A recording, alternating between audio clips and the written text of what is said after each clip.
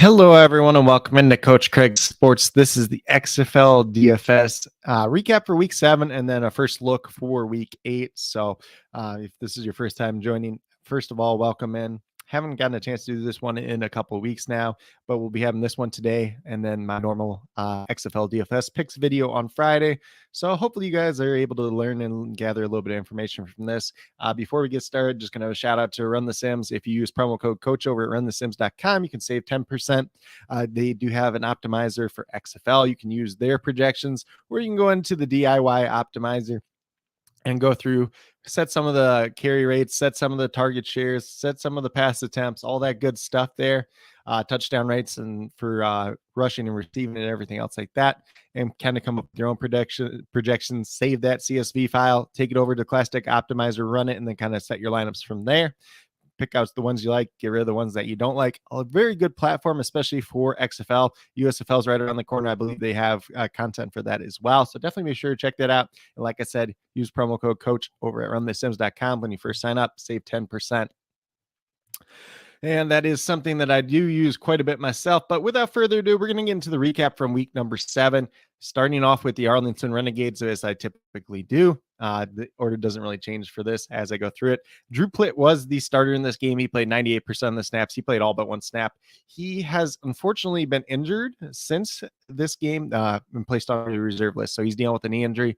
They traded for Luis Perez last week. I assume that he's the starter this week. They also brought in Kelly Bryant, former Clemson, former, I believe, Missouri quarterback, too. He's bounced around a lot of these like kind of spring leagues and everything else like that. And then they do have Kevin Anderson, who's been with the team kind of as that third quarterback all season long. Kevin Anderson played 2% of snaps. He had one pass attempt, which was just that lone pass attempt that Plitt wasn't in there. So not too much to say there. I think Luis Perez probably starts this week, his second week with the team. Then at running back, we have Davion Smith. He played 57% of the snaps. Letty Brown played 44% of the snaps. So pretty split there once again. In terms of the carries, 48% of the carries, 12 total for Davion Smith. He had 2 touchdowns. He had a 14% target share with 4 total targets. And then Letty Brown had 8 carries for a 32% carry share and a 1 target for a 3% target share. So pretty split backfield. Davion Smith got the more valuable touches, being the targets out of the backfield and the touchdowns, obviously. So he's still probably going to be the lead guy in this, but definitely could play both guys once again this week. Still not the greatest offense in the world at this point in time, but we'll see if they get a little bit more life with Luis Perez probably coming in at quarterback. At wide receiver, we'll see a lot of these guys played. Once again, it's not much that we really want to target here just in general, because Tyler Vaughns, who was getting like the most snaps at wide receiver, at least early in the season, 33% of snaps this past week, a 10% target share with only 3 targets, played exclusively on the outside once again. So can't say too much about him at this point in time. I still think he's one of their better wide receivers, but his snap rates have just been going down pretty much every single week. Lawan Whittingham played 56% of snaps. He had a 7% target share with 2 targets, played exclusively on the outside once again as well. So a little bit of an uptick in snaps for him, but nothing too crazy at this point in time. Brendan Arcanato played 30% of snaps. He only had 1 target for a 3% target share, played exclusively out of the slot once again. Kind of the detriment of having Victor Bolden on this team now is he's kind of starting to lose some snaps. Rennell Hall played 44% of the snaps, 3% target share. He had 1 target. He played 24 of his snaps on the outside, 2 in the slot. So primarily on the outside once again. Then Victor Bolden was up to 43% of snaps this week. He had a 17% target share with 5 total targets.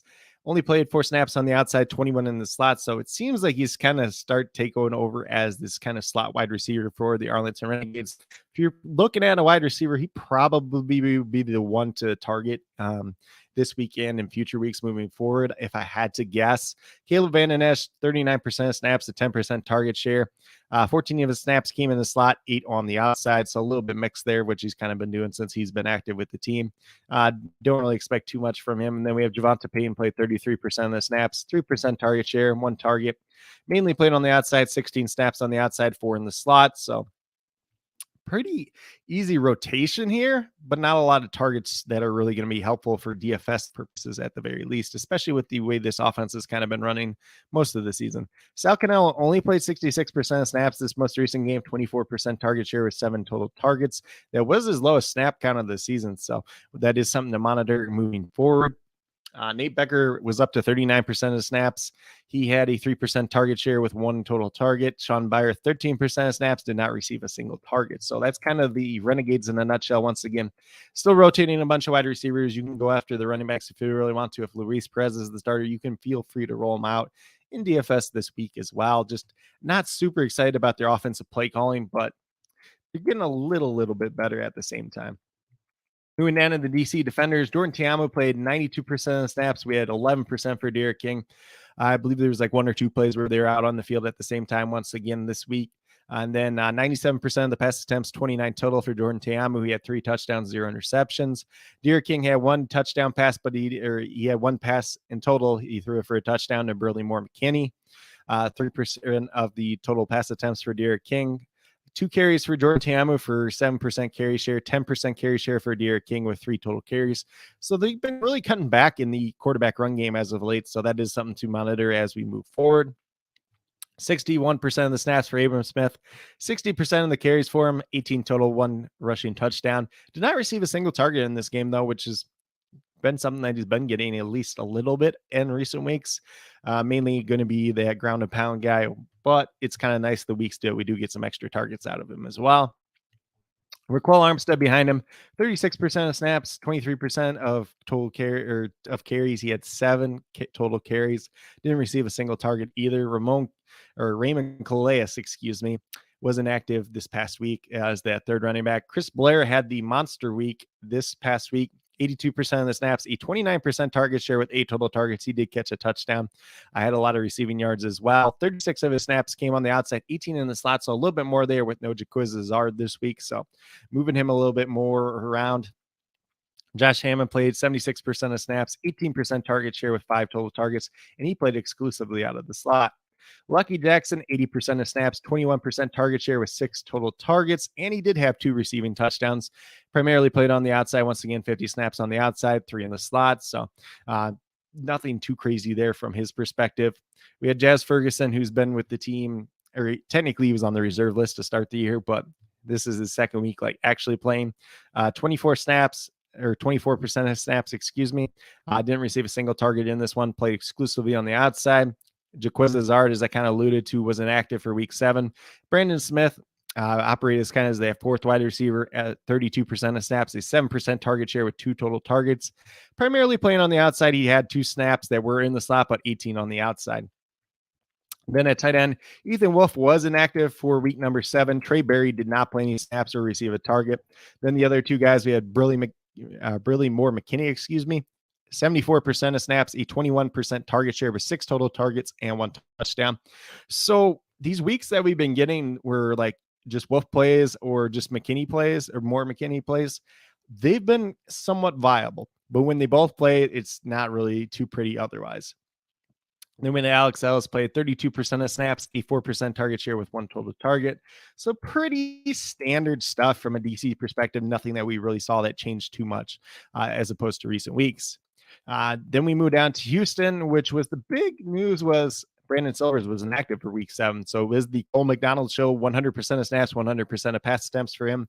Not the greatest game for him from real life or for DFS perspective at that point in time. So if he gets full run once again, he's going to be probably a pretty popular play for DFS once again with his rushing upside.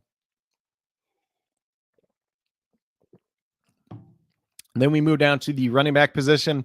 Max Borghi only played 40% of snaps, 36% of carries, 9 total. He had 0 targets in this game. Didn't pay too much attention to this game as it was going on. So he might have been dealing with a little bit banged up or something. I do not know exactly. Obviously, we'll get injury reports as the week moves along. In the Friday live stream that I do, I will be going over those injuries that could impact the slate overall. And then Bryson Aline, 27% of snaps, 24% of carries with 6 total carries, 6% target share with 2 total targets. DeJuan Lee, 13% of snaps, 8% of carries. He had 2 total carries, 0 targets for a 0% target share. Deontay Burnett played a ton. Once again, 98% of snaps, a 28% target share with 9 total targets and a receiving touchdown. Played exclusively on the outside once again. Justin Smith, 100% of snaps for him. He had a 9% target share, only 3 targets though, played exclusively on the outside once again, so nothing new there. He's kind of been their main guy in place of Kirkland, but really hasn't done too much outside of the 1 week, which was the week that Kirkland actually ended up getting hurt. So he's a guy that's definitely in play, but the results just haven't been there quite as much as of late. Then Michael Bandy, who recently joined the team, 19% of snaps, 9% target share with 3 total targets, exclusively out of the slot. Personally, I didn't think he was going to play the first week with the team, but he does have some familiarity with AJ Smith, the offensive coordinator, from their time in the spring leagues. So he had a little bit of head start on this offense. Didn't play too many snaps, but the 3 targets in the snaps that he did play is kind of something that is very I don't even know what the word is at this point in time, but it's something promising at that. Cedric Bird, 90% of snaps, 28% target share with 9 total targets. He's been peppered with targets as of late. He's playing a lot of snaps, so definitely a guy we can consider once again this week. Then we had Travell Harris. He played 100% of snaps this most recent week, and he had a 16% target share, 5 total targets. Not the greatest DFS performance, but he was out there on the field a ton. Could be pretty good for the coming weeks as well. Played exclusively out of the slot. Same thing with Cedric Bird. Ben Putnam exclusively out of the slot, 3% of snaps, 1 target on a 3% target share. And then last but not least, for the guys that played, Tavon Salter played 2% of snaps. It was like 1 total snap, didn't receive a single target. And then Jacory Roberson, who is kind of this guy we're waiting in the wings for that could potentially be a factor in this offense, former Wake Forest wide receiver.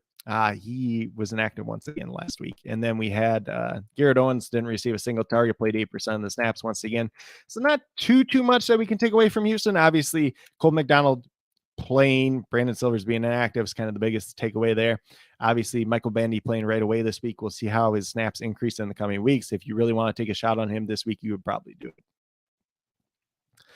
Then we get down to the Guardians, and Quentin Dormady had a crazy day. 100% of pass attempts, 34 total pass attempts, 3 touchdowns, 0 interceptions.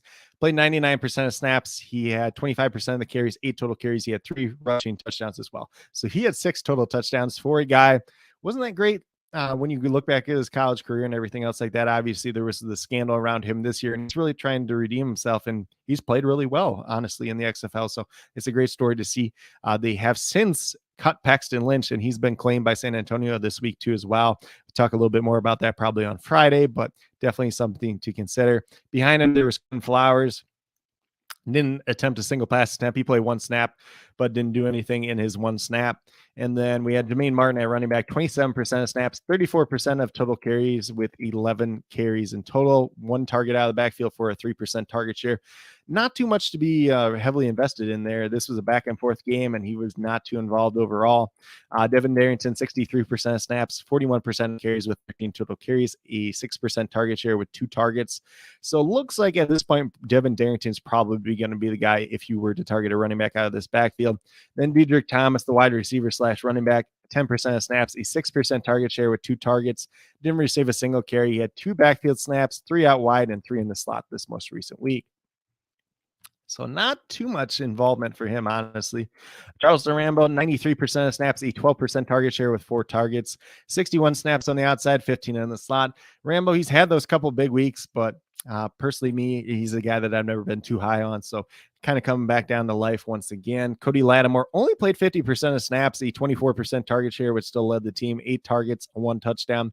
Played exclusively in line and out of the slot once again. So he's been very involved with this team. This 50% of snaps is a little bit concerning. Maybe we can dig a little bit more into that. We'll have to see if he pops up on the injury report or anything else like that. But definitely a guy that we still want to target a little bit at this point in time. Eli Rogers, 73% of snaps, a 21% target share with 7 total targets. He's that volume guy, but at the same time, you really need him to fall in the end zone on any given week to be able to play. KD Cannon recently signed with the team, 23% of snaps, 1 target, but he did catch it for a 41-yard touchdown, so he was pretty involved. When you talk about him and Dan Williams here, who's played 61% of snaps, they kind of split on the outside.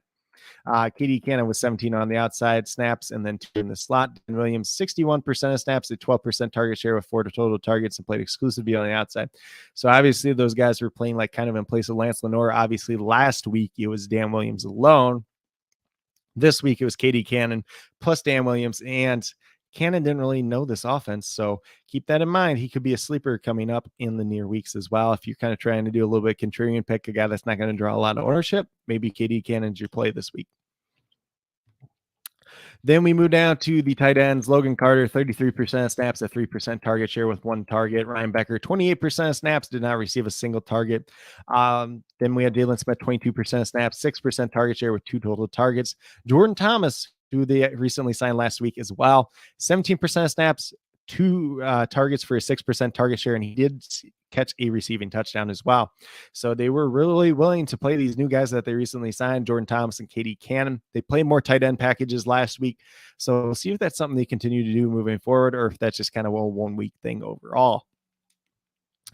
Then we move down to the San Antonio Brahmas. Kurt Benkert got the start. He played 86% of the snaps. He unfortunately broke 3 ribs in this game. He's since been placed on the reserve list.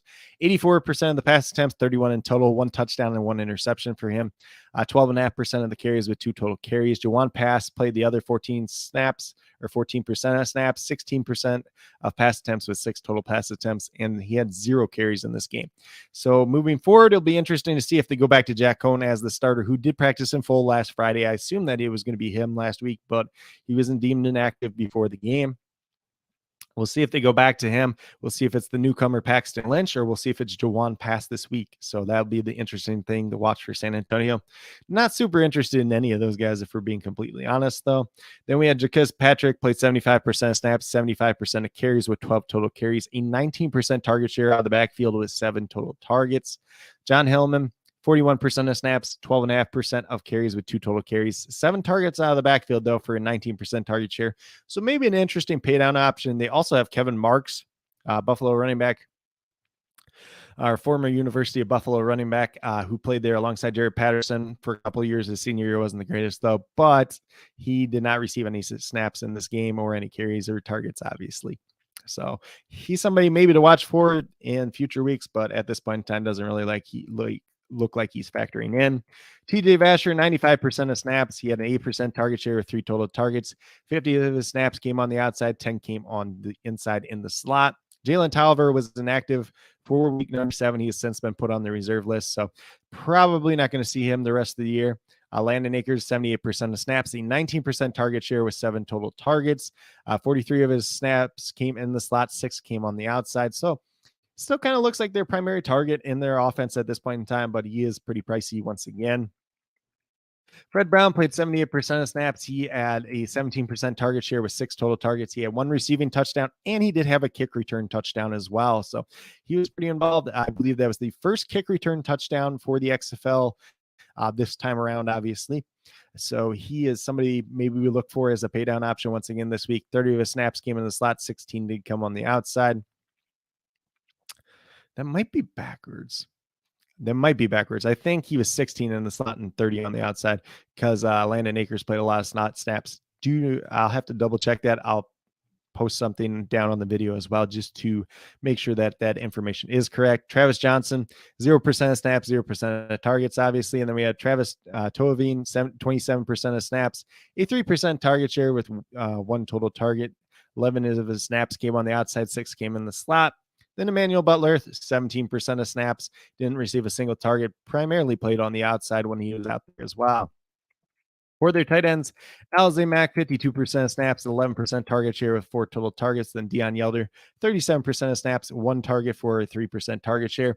Mainly when we're looking at this San Antonio team, it's kind of a mess once again, especially at that quarterback position. If you want to play like a Jaquiz Patrick, you can still do that as their primary ball carrier. If you want to take a shot on one of these wide receivers, you can do it, but just know on any given week, this offense can kind of implode and not look too good.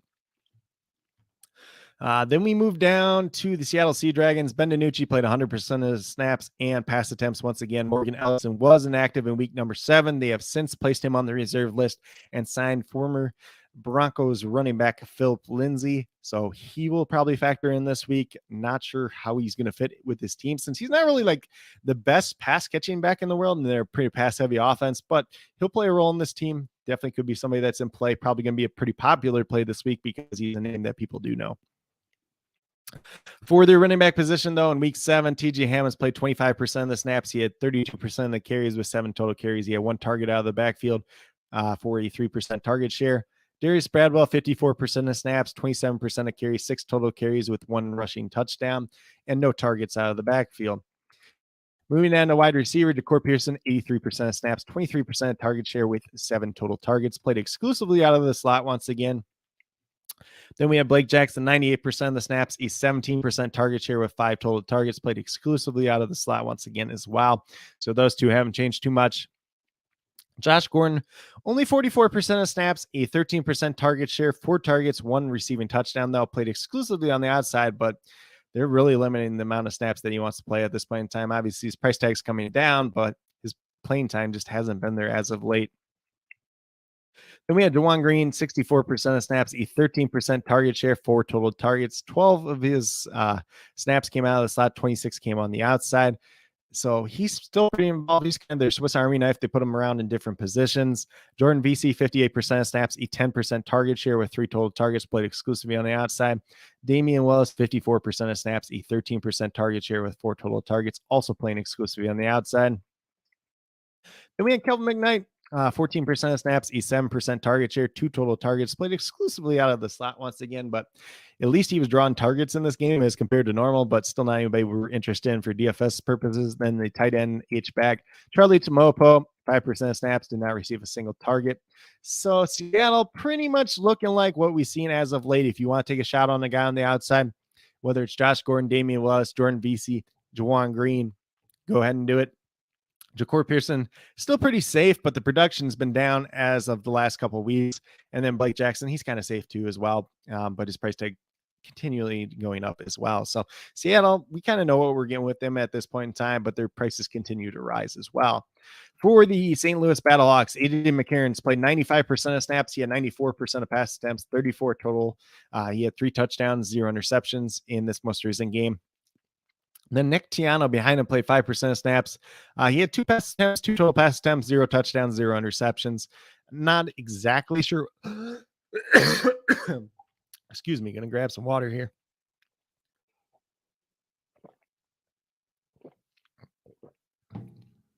Not exactly sure why Tiano got in the game.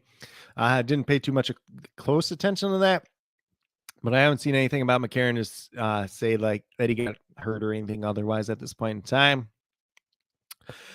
For Brian Hill, the running back, 70% of snaps, 58% of carries, 11 total carries, 8% target share with 3 total targets out of the backfield. Still very involved, still one of the safer running backs overall. From an XFL DFS perspective as well. Then we have Mateo Durant, who had 20% of the snaps, 21% of carries with 4 total carries, 0 targets out of the backfield for a 0% target share. And then Kareem Walker had 0 snaps, 0 carries, and 0 targets this week, so not involved whatsoever. Moving down to wide receiver, got a little bit interesting just because Marcel Aitman was back this week. So we saw 94% of snaps for Darius Shepard, 22% target share with 8 total targets. He had 1 touchdown as well. 47% or 47 of his snaps came on the outside, 10 came in the slot. Then we had Akeem Butler, 98% of snaps for him. He played all but 1 snap. 17% target share, 6 targets, 1 touchdown as well in this game. So getting back to his touchdown ways, 26 of his snaps came on the outside, 33 in the slot. Austin Proel, he had 62.5% of snaps, 11% target share with 4 total targets, primarily played out of the slot once again. And then Marcel Aitman in his return, 45% of snaps. He had a 14% target share with 5 total targets. Can't talk right now. So pretty decent return there. Not a lot of production, but he was still out there almost half the snaps. He had a 14% target share. 8 of his snaps came in the slot, 21 came on the outside. Stephen Mitchell Jr., 8% target share with 3 total targets, played 20% of snaps. He had 5 of his snaps came in the slot, 8 on the outside, which he's primarily been on the outside most of this year. Gary Jennings, 9% of snaps. He had a 6% target share with 2 targets and a touchdown, though, but he played exclusively on the outside. Then we had George Campbell, played 1 snap for 2% of snaps, 0% target share, and his 1 snap did come on the outside. At tight end, Jake Sutherland played 42% of the snaps, 11% target share with 4 total targets. Giovanni Haskins, 36% of snaps. He had 1 target for 3% target share as well. Let's see. Rozo Music's up here too. He said, "We're Rozo Music saying I would have had a great weekend if it wasn't for Dormati." Yeah, I wish I had a little bit more exposure myself. I played somewhere between 8 and 10 lines, and I had about 2 shares of him. So probably was about in line with the field, but if you were overweight to the Quentin Dormady, probably have a pretty good week. And I do expect him to be pretty chalky this week since he had that big week last week. So that'll be something to factor in when we move forward as well. Moving down to the Las Vegas Vipers, Brett Hundley did not play at all. And Jalen McClendon was the starter. He played 100% of snaps, 100% of pass attempts, 28% of carries with 8 total carries. He did have 2 passing touchdowns. Probably the best game we've seen out of Jalen McClendon, even maybe even going back to his days at Baylor. So he did not look good the last time around in the XFL for the LA Wildcats. So I don't expect this trend to continue, but it does offer a little bit of upside if you can play out there. But just know he might be on a short leash as well. Rod Smith played 38% of snaps, 24% of carries, 7 total carries, 10% target share with 3 targets for him. Then we had John Lovett, played 41% of snaps, 31% of carries with 9 total carries. He had a rushing touchdown. Unfortunately, he did not receive a target out of the backfield, which was a little bit weird since he had like 7 the week prior. So he's kind of been their receiving back, but just hasn't been in it last game for whatever reason. Brian Burt, kind of that extra running back with DeAndre Torrey being on the reserve list now. 19% of snaps, 14% of carries with 4 total carries, 1 target out of the backfield, and he was really not relevant at all. When we move down to the wide receiver position, Jeff Badette only played 18% of snaps. He had a 10% target share with 3 total targets, played exclusively out of the slot, but he did injure his hamstring this week. Anyone who's kind of followed spring football knows Jeff Badette can be a very good wide receiver, but he's had a lot of soft tissue injuries throughout his spring football career, going back to the XFL the last time, going back to USFL last season with Michigan. He had I believe a groin strain last year. This is a hamstring. Obviously, soft tissue injuries go back ways for him. Probably would want to not play him this week, even if he does end up playing, but I probably do expect him to miss. But obviously, we have to look forward to an injury report and see what that all looks like. Then Geronimo Allison, 93% of snaps. He had a 10% target share with 3 total targets. 50 of his snaps came on the outside, 11 in the slot. Skipped over Martavis Bryant. Did not mean to do that. 29% of snaps for him. 3% target share with 1 target. He played exclusively on the outside. I'm not sure if he only played 29% of snaps because he did miss Friday's practice due to an illness. I think that's probably the case, but it was a benefit to Sneak Sweeting, who played the rest of the snaps on the outside with 71% of snaps, 13% target share with 4 total targets. He had 1 carry for a 3% carry share. 42 of his snaps came on the outside, 3 came in the slot. And then with no Jeff Badette, Matthew Sexton played 65% of snaps, 13% target share of 4 targets. He looked pretty good, honestly, when you're looking at some of the numbers as well. 42 of his snaps came in the slot, 2 came on the outside. So if Jeff Badette's unable to go, we'll have to see who plays the slot this week, whether it's Sneak Sweeting or whether it's Matthew Sexton. Whoever it is probably going to be a beneficiary in a big way this week overall. Moving down to the tight ends, we had Travis Kuntz was inactive in week 7. Brandon Dillon played 49% of snaps. He had a 13% target share. That should be 4 total targets, not 14. Not sure how the 1 got there. And then Cam Sutton, 46% of snaps, 16% target share with 5 total targets. Sean Price, 28% of snaps, a 13% target share, 4 targets and 1 touchdown. So you see with McClendon at quarterback and some of these wide receivers missing too, you got to add that in as well. There's 13 targets to the tight end position. Not sure if it's a McClendon thing or if it's the fact that Jeff Badette left early. Martavis Bryant wasn't feeling well, and you had 3 wide receivers, and they used the tight end position just a little bit more as well. But definitely something to consider there as we move forward. Obviously, something will follow as we move forward to the next couple of weeks. But that's kind of the recap at this point in time for week number 7. If you guys are interested into the XFL DFS stat sheet that I do have, it's up on my Patreon, patreon.com/Coach Craig Sports. Small monthly donation over there. If you're playing every week, it's just a little over $1 a week, essentially, at that point in time. You get access to that. You get access to these notes. You get access to my XFL DFS sheet for the week, which I kind of go over a little bit in my Friday video as well, kind of whether I play guys in GPP, cash, GPP pay down options, everything else like that. Kind of try to put out some notes in there too, especially when it comes to like injuries and everything else like that. But at this point in time, I'm going to stop sharing these notes. We'll go over to DraftKings, kind of talk through kind of that first look at this point in time.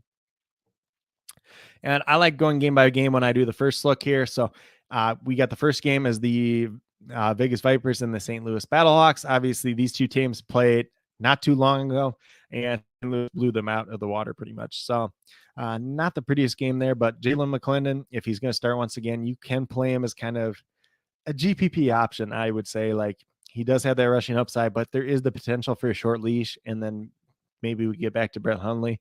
They did bring in another quarterback this week too, as well. A former Division III guy, kind of bounced around a lot of other leagues. D'Angelo, I can't remember his last name off the top of my head, but we'll have him listed in the sheet as well, although he's not going to be on DraftKings this week, obviously. AJ McCarron, GPP option. If you wanted to play him in cash, you probably could, but just that heftier price tag, not too excited about that myself. Brian Hill, $9,700 against Vegas.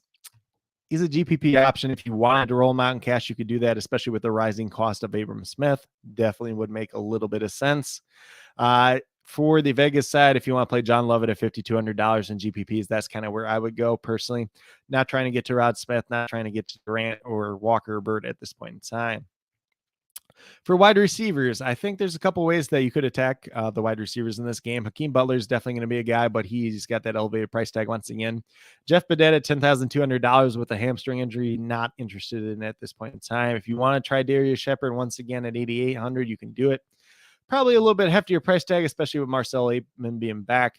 Geronimo Allison, if Jeff Badet's out, if some of these other guys are kind of banged up once again, I don't mind him as kind of a contrarian play at $7,300. Martavius Bryant, as long as he's healthy, like he's not sick, could be all right this week, especially if Jeff Badet's out. But mainly I'd be going after Sneak Sweeting and Matthew Sexton, whoever ends up playing that slot position for them, assuming Jeff Badet is out. And then for St. Louis, mainly would be going after Marcel Aitman as kind of a pay down option at $4,100. Obviously, we're talking GPPs here as opposed to cash for that part. Maybe you could play Matthew Sexton in cash if we know he's the starting slot and Jeff Badet's out, but we'll have to see what that looks like by the time we get closer to Friday, obviously.